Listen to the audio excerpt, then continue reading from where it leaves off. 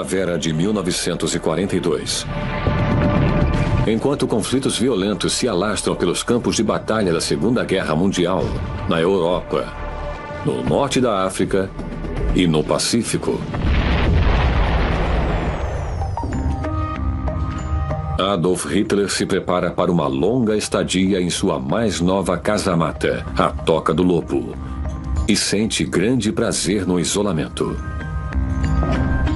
No mundo inteiro, as pessoas morriam por causa de Hitler. Em vez de se concentrar nesse grande problema, ele se concentrava no microcosmo. Ele assumia cada mínimo detalhe de controle e treinava para ver com que perfeição podia levar os cães a obedecer suas ordens.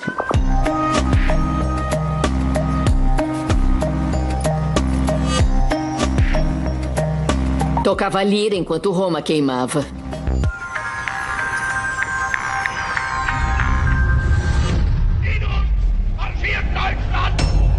Hitler. Quem é o homem por trás do monstro? Haviam muitos aspectos daquela história que não se encaixavam. De adolescente solitário a herói nacional. Ele foi o Messias do povo alemão. Como ele conseguiu? Foi tudo uma encenação, um espetáculo. Esta é a apresentação definitiva do homem mais odiado da história. Hitler, ascensão e queda. 30 de janeiro de 1942. Pouco mais de um mês após o Führer alemão Adolf Hitler declarar guerra aos Estados Unidos, uma multidão lota a Sportpalast Arena de Berlim, ansiosa para testemunhar o primeiro discurso público do Ano Novo. O discurso do Sportpalast representou a reiteração da profecia de Hitler, que os americanos empurrariam os alemães para uma guerra mundial, e uma guerra mundial resultaria na aniquilação dos judeus da Europa.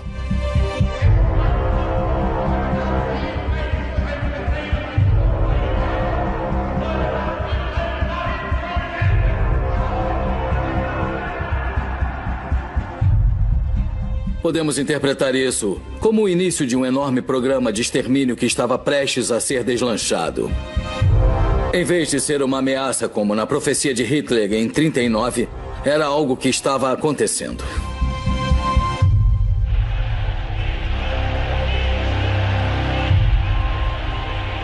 O discurso é o mais próximo que Hitler chega de reconhecer o Holocausto publicamente.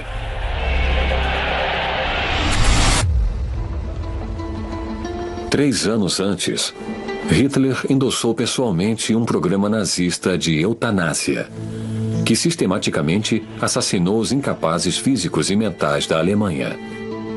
Ele se tornou um desastre em relações públicas. O programa T4 foi um dos elementos mais perturbadores dos primeiros anos do Terceiro Reich, e Hitler estava diretamente relacionado a ele. O programa o maculou irremediavelmente. O povo alemão reagiu e associou Hitler a ele, mas ele aprendeu a lição. É uma lição que ensina Hitler a ser escrupuloso no que diz respeito a manter o sangue do massacre dos judeus longe das próprias mãos. Não havia rastros de documentos que ligassem Adolf Hitler ao Holocausto. Foi uma proeza extraordinária, num país tão burocratizado que mantinha registros meticulosos de cada mínima, minúscula atividade. Foi feito um imenso esforço para garantir que não haveria uma ordem escrita que determinasse matem todos os judeus na Europa. Hitler jamais visita um campo de extermínio ou testemunha uma execução. Ele exige que seu universo fique totalmente isolado dos detalhes sórdidos. O que mais surpreendia em Adolf Hitler era sua incapacidade de assumir a responsabilidade pelos seus atos. Era alguém que precisava ficar em uma sociedade fechada, quase um mundo fechado. Ele era uma espécie de gangster clássico. Eles não queriam ser lembrados da profunda imoralidade em que estavam atolados até o pescoço. Era assassinato e muito sangrento. Quando ele fazia festinha na cabeça de crianças, Havia criancinhas no leste, a centenas de quilômetros, tendo as cabeças esmagadas contra as laterais de vagões de trem. Mas era uma realidade que ninguém queria reconhecer. Na sede campestre, o Berghof, Hitler pontifica sobre muitos assuntos, mas jamais menciona o Holocausto. E seu séquito tem o cuidado de nunca tocar no assunto. De acordo com as memórias de Henriette von Schirach, filha do fotógrafo pessoal de Hitler, ela rompe a norma tácita em 1943.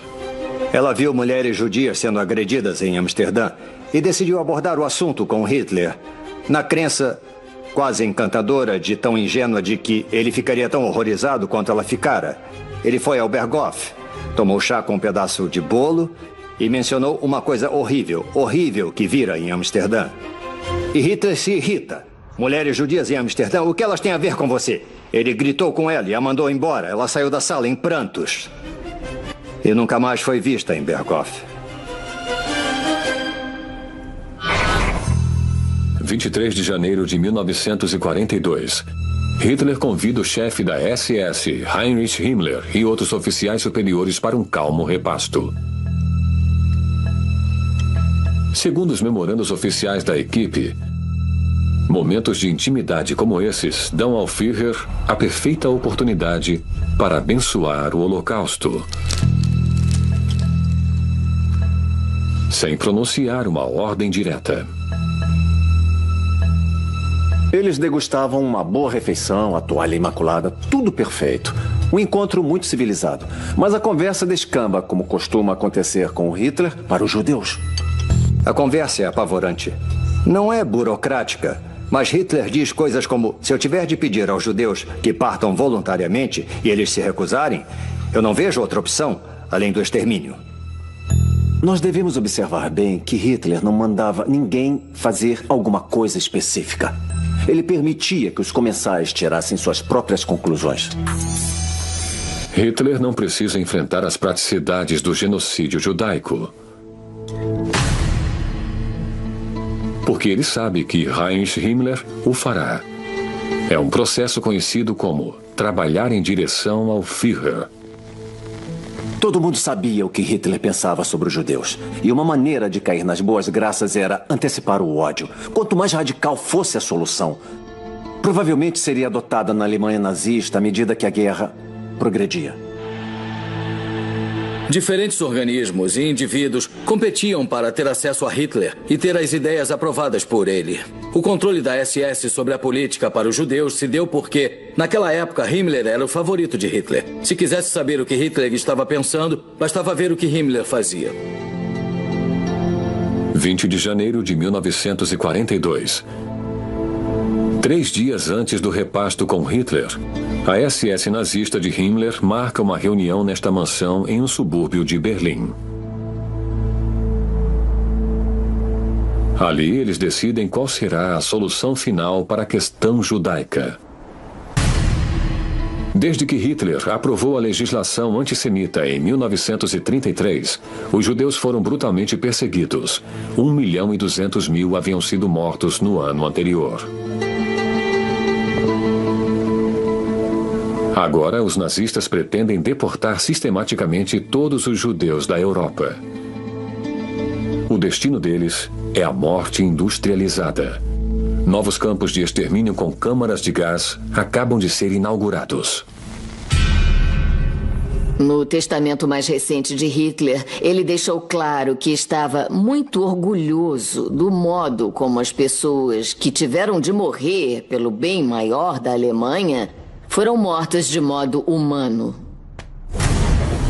Ele achava que o uso do gás era uma maneira benevolente e limpa de matar. Ele sabia o que acontecia quando os judeus chegavam a Treblinka, ou Sobibor, ou Auschwitz, quando eles eram tocados para as câmaras de gás. Mas para Hitler, o Holocausto era algo realizado por outras pessoas. Fevereiro de 1942. Por quase uma década, Hitler havia vivenciado um sucesso desenfreado como líder da Alemanha. Mas a maré da guerra começa a virar contra ele. Os Estados Unidos são um novo e poderosíssimo inimigo. E os soviéticos não estão entregando os pontos como esperava que a raça eslovaca inferior fizesse. Depois de um inverno brutal, Hitler está ansioso para partir novamente para o ataque e liquidar a fatura de uma vez por todas. Para Hitler, deveria ser uma guerra de aniquilação. Era um confronto de civilizações, um confronto de raças. Não havia segundo lugar. A Alemanha ou União Soviética. Uma delas seria completamente destruída.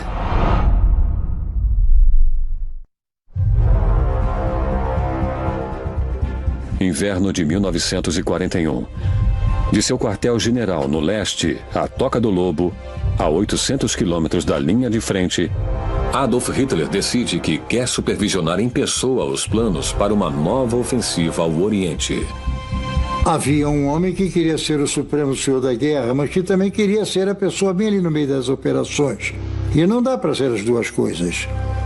Mas ele é. Quando uma devastadora contraofensiva soviética em dezembro de 41 leva os generais a recomendar retiradas táticas. Hitler desautoriza a todos, ordenando um ataque total. Ele ordena que os soldados fiquem e lutem até a morte.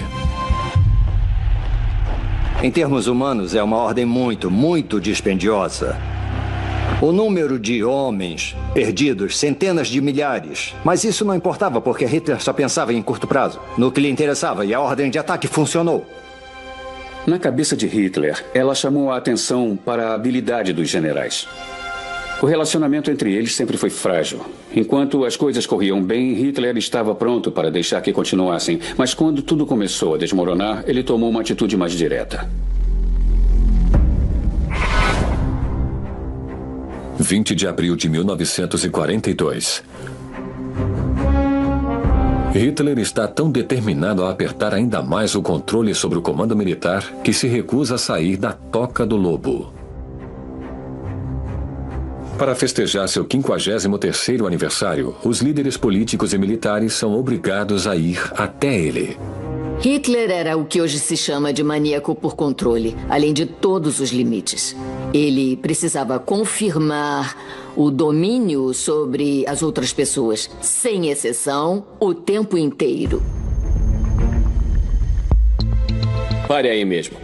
Este homem e Hitler estão apertando as mãos. Algo muito revelador aqui é que há uma distância interpessoal que ele quer diminuir, porque nós tendemos a nos aproximar das pessoas de quem gostamos.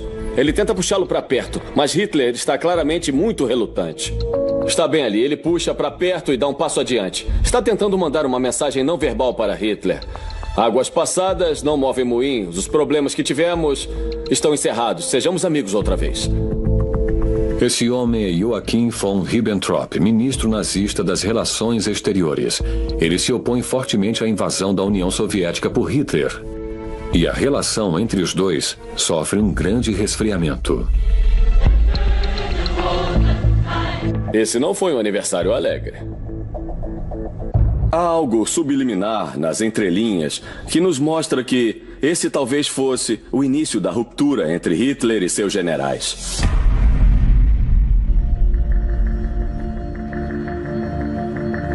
Ao longo de 1942, a natureza controladora de Hitler se intensifica à medida que ele se isola na Toca do Lobo. Ele preenche os longos dias treinando o pastor alemão Blonde e interferindo em todas as decisões militares, mesmo as mais insignificantes. Hitler exigia que qualquer soldado alemão que quisesse se casar com uma estrangeira apresentasse fotografias e um currículo da mulher para que fossem examinados pessoalmente por ele. Era uma loucura que estimulava sua capacidade de se ater a mínimos detalhes como esse, mesmo com o avanço de uma guerra titânica. 28 de junho de 1942.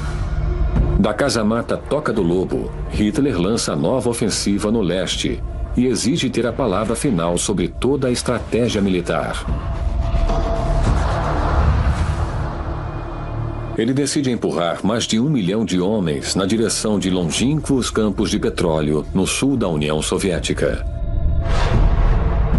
Nessas fotografias particulares tiradas por Walter Frantz, Hitler, o militar amador, pode ser visto obrigando seus experientes comandantes a fazer-lhe a vontade.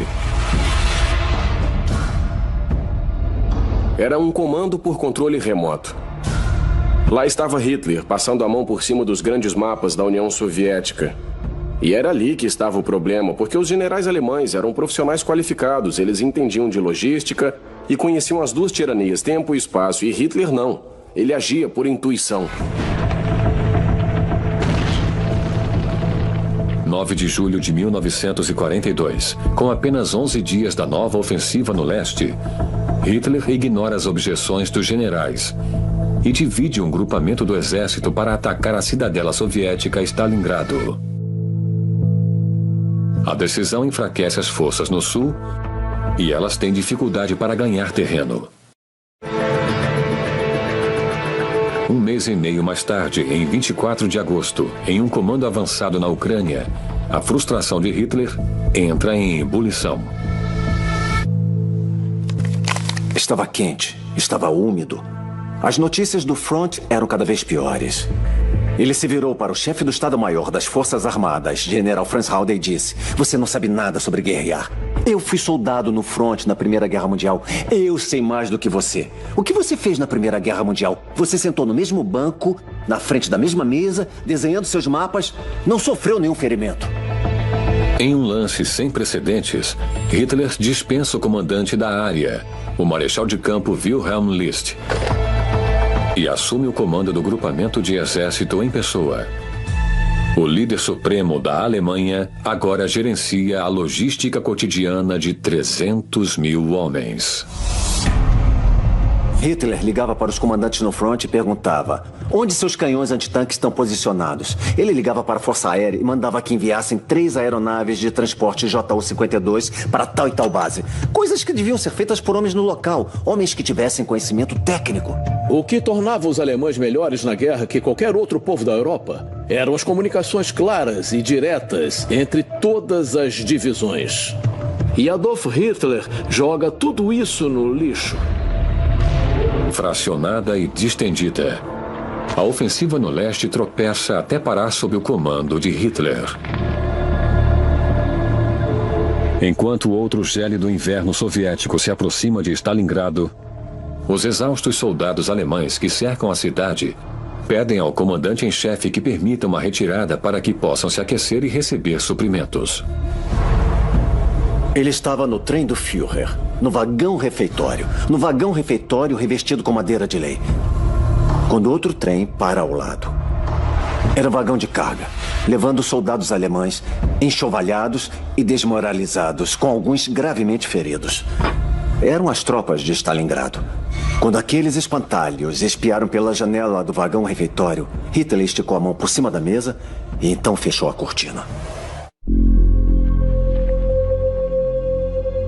Janeiro de 1943. É um novo ano, mas para Adolf Hitler, quase tudo está na mesma. Ele é consumido por incontáveis más notícias da frente russa. Depois de 5 meses de uma intensa luta pelo controle de Stalingrado, os soviéticos reagem e cercam os soldados alemães. Quando a Batalha de Stalingrado começou a desandar e com o exército alemão isolado, Hitler começou a pensar em termos de honra alemã, força alemã, superioridade racial alemã. Os alemães não seriam derrotados por meros eslavos, essas coisas. No que dizia respeito a Hitler, era uma questão ideológica, a jogada final para acabar com o bolchevismo e com os eslavos. Hoje temos mais conhecimento do que tínhamos no passado sobre Hitler e o consumo de drogas. Sondern weil mir daran gar nichts mehr lag. Nicht nur deswegen, weil vielleicht Herr Stalin daran glaubte. Das Entscheidende ist in diesem Krieg, wer den endgültigen Haken austeilt. Und da können Sie überzeugt sein, das werden wir sein. No início de 1943, 50.000 soldados alemães já haviam morrido no cerco de Stalingrado. Mais uma vez, Hitler se recusa a permitir que o exército bata em retirada. O quartel-general do Führer estava completamente fora da realidade. Em Stalingrado, os homens estavam famintos, eles viam os companheiros mortos, as temperaturas congelantes abaixo de zero, era uma cena cataclísmica. Mas Hitler não queria ou não conseguia encarar a realidade. Ele criou um mundo de fantasias sobre o que os soldados alemães poderiam fazer, baseado nos fatos e nas condições que enfrentavam na frente oriental. 22 de janeiro de 1943. Hitler recebe um apelo desesperado do comandante alemão em Stalingrado. Os homens estão cercados, sem munição, e são obrigados a comer seus cavalos para sobreviver. O general Friedrich Paulus quer permissão para se render. É uma solicitação completamente lógica de um comandante militar. Hitler não permitia, pois ainda estava obcecado pela ideia de que entraria para a história se obrigasse os russos a reconhecer que os alemães jamais desistiam. Ele promoveu Paulus a marechal de campo, porque esperava que generais e marechais de campo lutassem até o último homem, o último cartucho. Se não, esperava que cometessem suicídio. Hitler achava que os soldados eram guerreiros ideológicos em prol de uma grande ideia. Mas eram eles que estavam atolados em um deserto gelado, a milhares de quilômetros de casa, tentando comer cavalos congelados. Poucos dias depois, o general Paulus e os soldados se rendem em Stalingrado. O exército alemão perdera quase 250.000 de homens em combate. Para Hitler, é a maior de todas as traições. A pior covardia que qualquer general poderia perpetrar era a rendição para os seus arqui-inimigos, os bolcheviques. Hitler ficou perturbado e em choque porque ele não metera uma bala na cabeça. Hitler disse que os sobreviventes do 6º Exército deviam ter se reunido em círculo e atirado uns nos outros com as últimas balas. Hitler tem dificuldade para lidar com a realidade da derrota e se isola nas entranhas da Toca do Lobo. Em particular, Hitler está realmente em péssimo estado. A única companhia que ele tem é um dos cães alsacianos. Emocionalmente, ele se tornou muito sombrio e deprimido.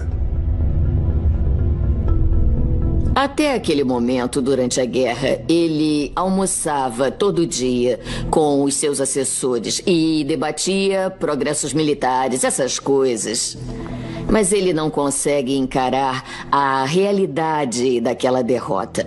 Dali por diante, ele só faria refeições com mulheres, em geral as secretárias, e aquelas mulheres tinham ordens de manter a conversa sempre leve e animada. Não se podia lhe dar mais notícias. Quem lhe trouxesse mais notícias seria exilado, rebaixado, executado. Mesmo quando um subordinado corajoso lhe fazia uma estimativa real, ele quase sempre respondia: bom, ele escrevia na margem, isto não pode ser verdade. A derrota de Hitler foi determinada por uma incapacidade de encarar a realidade.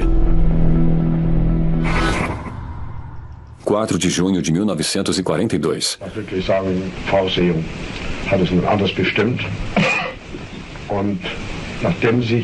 A tendência de Hitler ao delírio e à negação é capturada em uma fita de áudio, gravada sem o seu conhecimento por um engenheiro de som. É o único registro conhecido de Hitler falando em particular e extraoficialmente.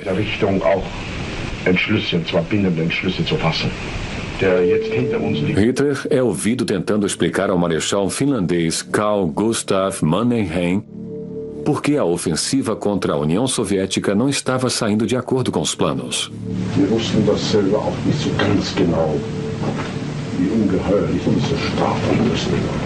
Hitler admitiu que não estava preparado adequadamente, mas ele subestimou a Rússia. Não conseguiu admitir que estivesse errado. Ele tentava justificar e racionalizar o erro ele diz: eu teria feito de qualquer jeito. Quando Hitler diz que os russos tinham 35 mil tanques, é claramente um grande exagero. Na verdade, a capacidade máxima do exército soviético é de apenas 23 mil tanques. Mesmo na companhia de pessoas íntimas e de confiança, Hitler manipula os fatos. Eram mentiras cabeludas. Ele contava com tanta segurança que as pessoas ao fundo repetiam: sim, 35 mil, sim, 35 mil. E ele ainda tem a audácia de dizer: ainda assim, destruímos 34 mil daqueles 35 mil tanques. E isso, na verdade, era uma fantasia. Ele vivia num mundo de fantasia.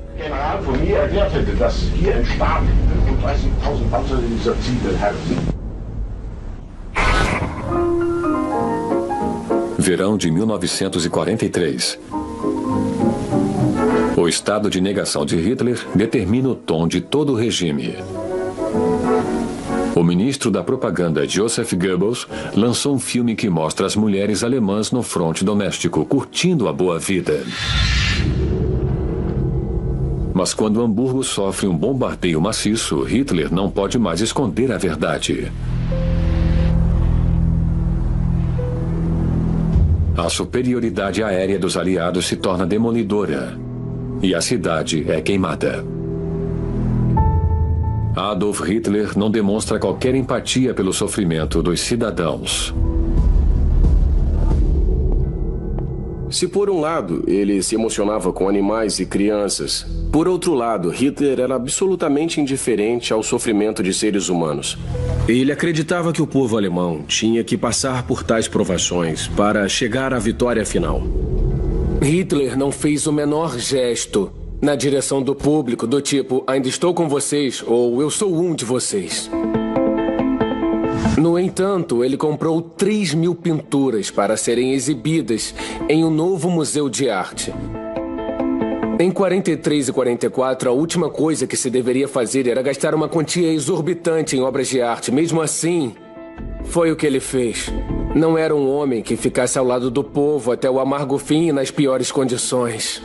Uma coisa engraçada, engraçada de forma muito doentia, é que Hitler torcia para que as bombas aliadas destruíssem a prefeitura de Berlim, que ele via como uma forma execrável de arquitetura. Se estivesse no comando, ele teria construído uma prefeitura muito melhor. Então ele ficava olhando: já bombardearam? Já destruíram? Se não a bombardearem, vou ficar muito decepcionado. Posso até bombardeá-la eu mesmo. Com a guerra claramente se voltando contra ele, Hitler, um orador outrora poderoso e prolífico, só faz 2 discursos em todo o ano de 1943. Um deles pouco depois da derrota em Stalingrado. Foi um grande problema para Goebbels tentar convencer Hitler a falar para o povo. Quando se dispôs a falar, ele estava muito abatido. Ich glaubte, dass jetzt die Stätten meiner Arbeit, an die ich seit Monaten gebunden war, mit ruhigem Gewissen verlassen zu können. Dank dem Opfer und Heldendum unserer Soldaten der Ostfront ist es gelungen, nunmehr endgültig die Krise, in die das deutsche Heer durch ein unverdientes Schicksal gestürzt worden war, zu überwinden. Era monocórdio se comparado aos discursos normais. Ele não levava mais ao povo ao crescendo aquela sensação espiritual de orgasmo. Quando Hitler perdeu a capacidade de comover o povo alemão com a oratória, ele perdeu exatamente aquilo que o levara ao poder.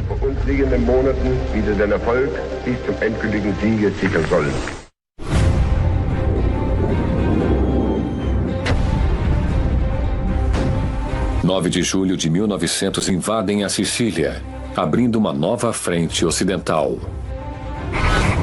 16 dias mais tarde, o aliado mais próximo de Hitler no eixo, Benito Mussolini, é levado à prisão por seu próprio governo. O quadro geral não é bom. Mas o Führer não está preocupado com o quadro geral. Ele está voltado para uma ousada tentativa de resgate. Em última análise, ele era uma criança. Era alguém que achava que resgatar Mussolini e colocá-lo de volta no topo de um Estado fascista viraria o jogo em favor do eixo. Hitler tinha uma relação muito estranha com Mussolini. Na década de 30, era um seguidor de Benito Mussolini, um admirador. Um de seus objetos mais queridos era uma foto autografada pelo Duce. Acho que Hitler sentia um carinho genuíno por Mussolini. Por quê? Porque ele era o único outro homem no planeta que fazia a ideia do que significava ser um ditador em botas de montaria num Estado europeu fascista. É claro que a relação fica abalada quando as campanhas políticas e militares de Mussolini fracassam. Portanto, era Hitler que tinha que salvar a pele de Mussolini. 2 de setembro de 1943. A inteligência alemã informa Hitler que mensagens interceptadas revelam onde Mussolini está preso nas montanhas italianas. A ideia de resgatar Mussolini era incrivelmente empolgante para Hitler. Uma unidade de comando da SS desceria em planadores na lateral da montanha, tomaria o hotel e resgataria Mussolini em uma aeronave Fischler Stork, voltando a tempo para o chá com medalhas. Hitler ficou totalmente encantado, porque seria um grande golpe. Mas quando Mussolini foi levado a Hitler, o Führer ficou perturbado ao ver o estado em que ele se encontrava. Não era mais o grande guerreiro da Itália, era um velho de casaco puído, totalmente alquebrado. –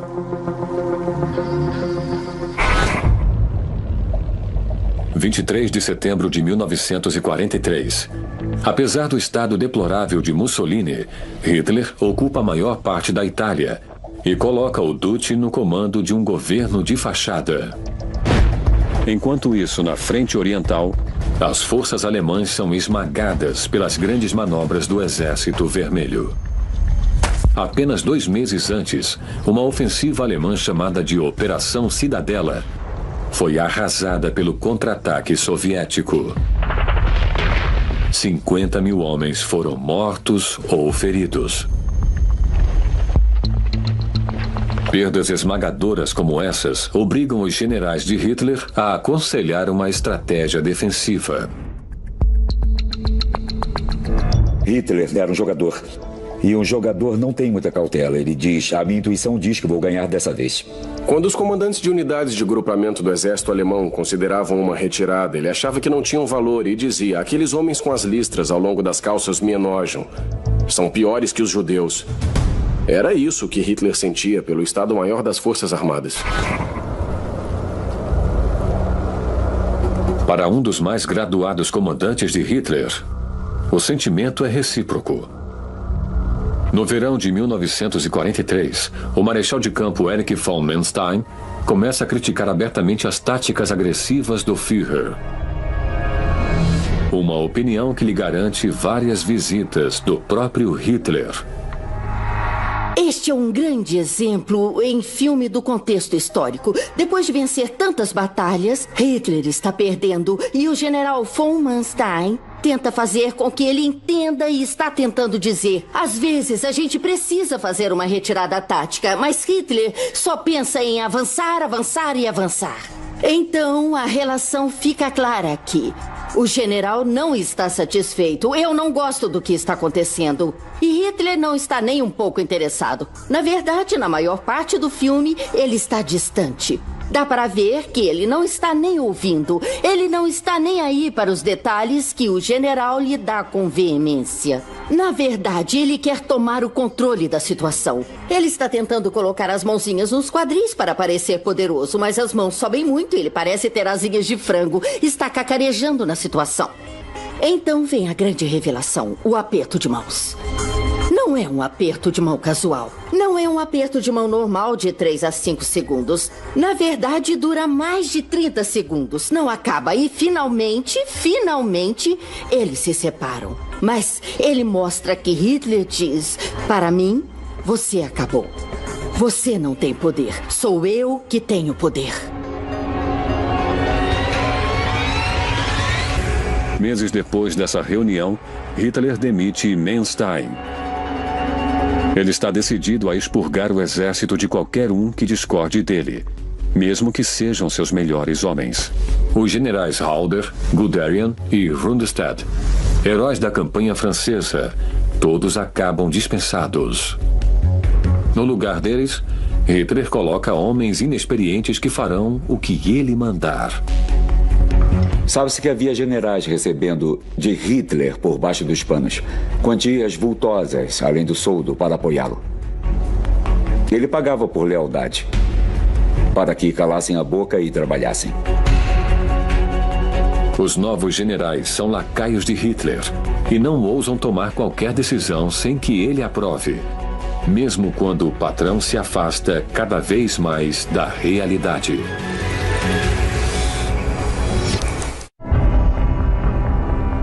Maio de 1944, forças inimigas convergem para o Reich.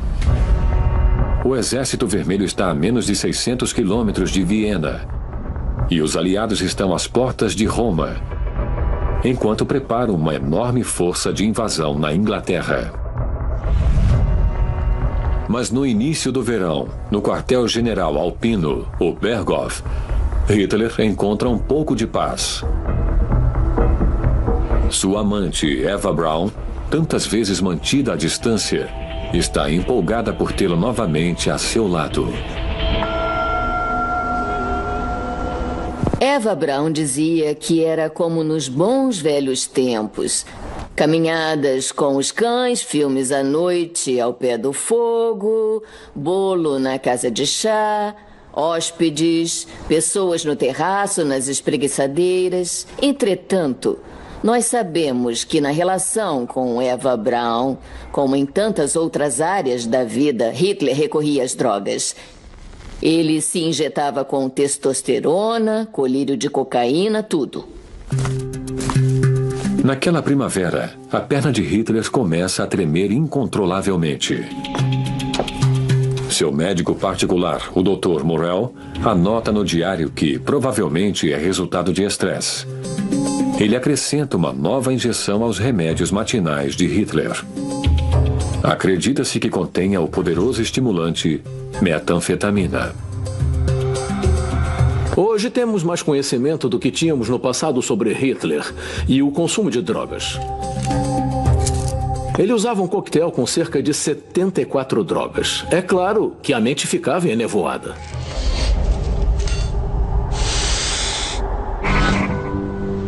Em 3 de junho de 1944, Eva Braun se aproveita da alienação de Hitler e decide realizar a recepção do casamento de sua irmã no Ninho da Águia, acima do Berghof. Em casamentos e ocasiões formais, ele era visto como aquele parente meio constrangedor, um tanto sinistro, austero e alienado. Ele tinha os olhos vidrados e não estava mais totalmente presente. Ele estava cuidando dos próprios problemas de saúde, insônia e preocupações com o rumo da situação. Do ponto de vista da propaganda, era um grande problema, porque todo o mito se baseava na acessibilidade a Hitler, em ouvir-lhe a voz, ver-lhe o rosto. Quando todas essas coisas eram absolutamente necessárias para convencer o povo alemão de que Hitler ainda era o líder do país, ele não se apresenta mais. Hitler estabelece o comando operacional no Berghof e os generais comandantes têm que viajar até lá para as reuniões de estratégia. Todos os dias, porém, algumas horas são reservadas para o que seria uma rotina muito tranquila. Toda a agenda de compromissos era meio adolescente. E Hitler falava sobre os 4 anos entre a morte do pai e a morte da mãe como sendo um dos períodos mais felizes da vida. E ele era completamente mimado pela mãe. Não tinha nada para fazer senão dormir até tarde e se divertir. Com a ajuda das drogas e das montanhas, foi exatamente isso que ele recriou no Berghof. Dormia o quanto quisesse, tomava café tarde, fazia os tratamentos médicos, tomava injeções, pílulas. antes do almoço. Então, ele caminhava até a casa de chá. Comia bolo e voltava de carro morro acima, pois nunca gostou de fazer esforço físico. Jantar, outra refeição vegetariana e com grande expectativa dos presentes, todos se reúnem ao pé do fogo e ele começa a falar. E ele fala sobre arte, sobre raça, música, vegetarianismo, horas, história, a noite inteira. A diferença. Era obrigatório sentar e escutar. Temos relatos em que as pessoas diziam: meu Deus, eu estava pronto para me suicidar. Achava que ele não ia parar nunca. Serviam mais bolo e ele continuava falando e ninguém podia ir para a cama enquanto ele não parasse, o que poderia ser às 2, 3 horas da manhã. 5 de junho de 1944.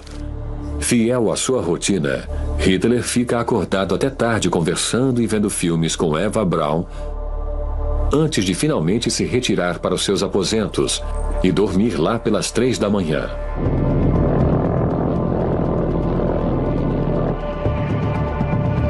Ele ignora totalmente que a cerca de 1000 quilômetros dali, na Normandia, no norte da França, paraquedistas americanos começam a cair do céu.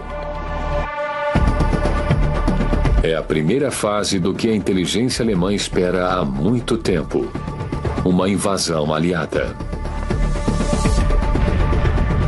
Cerca de 3 horas mais tarde, às 6h30 da manhã, tropas aliadas começam a desembarcar em massa nas praias da Normandia. Começa o dia D. E o Führer não pode ser acordado. Era Hitler que liberava as divisões da reserva para repelir a invasão e ninguém conseguia acordá-lo. Hitler estava literalmente dormindo em serviço. Embarcações levavam soldados para as várias praias: Gold, Sword, Juno, Marra, Utah. Os aliados estavam nas costas da Normandia, enquanto Hitler esfregava os olhos tentando acordar. Passava das 10 da manhã quando a equipe se atreveu a acordá-lo. Quando finalmente acordou, teve uma reação estranha. Cavalheiros, disse ele, finalmente aconteceu. Finalmente estão aqui, exatamente como eu esperava. Agora vamos ver o que acontece. Hitler queria mostrar aos britânicos e aos americanos uma guerra para valer. Ele encarava o desastre de braços abertos. Ele estava à beira do precipício junto com o povo alemão. Ele ia levá-lo direto para o apocalipse. Versão brasileira Audiocorp.